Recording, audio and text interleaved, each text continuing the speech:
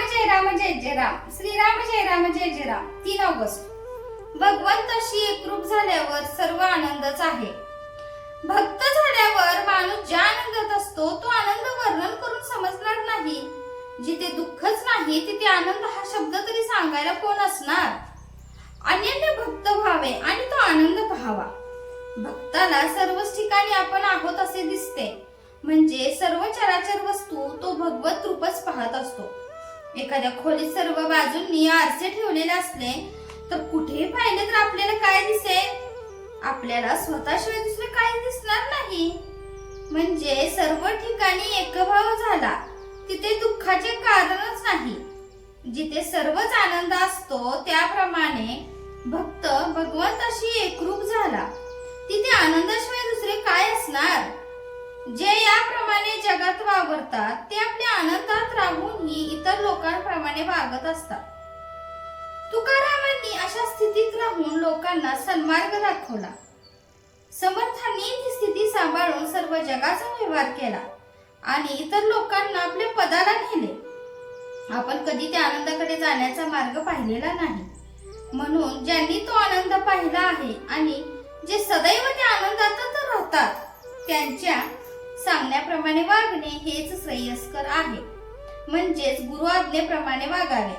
आपल्याला वाट्याला भेटला म्हणजे त्याच्यावर विश्वास ठेवून आपण चालतो. त्याप्रमाणे गुरूंच्या वचनावर विश्वास ठेवून आपण वागावे म्हणजे आपले हित होते. एखाद्या आंधळ्या माणसाने साखर समजून जर मीठ खाल्ले तर ते खारट लागल्यावर राहणार नाही.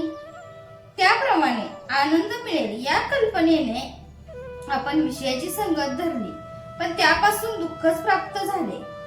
पुष्कळ वस्तू मिळाल्या तर त्याने पुष्कळ सुख मिळते असे मानणे हा भ्रम आहे. खरे किंवा पुष्कळ सुख म्हणजे कायमचे सनातन सुख होय. ते सनातन वस्तूपाशीच म्हणजे भगवंतापाशीच असते. भगवंताचे आपण झाल्यास सुखी हो. तोंड गोड करण्यासाठी जशी साखर खावी लागते तसे आनंद प्राप्त होण्यासाठी नाम घ्यावे लागते. आपण प्रपंच दुसऱ्याचाच करतो, आपला करीतच नाही. एखाद्या शेतापेक्षा कुंपणालाच जास्त खर्च यावा त्याप्रमाणे आपण आपल्या मूळ स्वरूपापेक्षा आपल्या उपाधींचीच जास्त आराम करतो. आपण सर्व मिळवतो पण सर्व ठेवून जावे लागते. आपल्या फायद्याचे केले तरच आपला प्रपंच. भगवंताचे स्मरण तेवढाच आपला प्रपंच.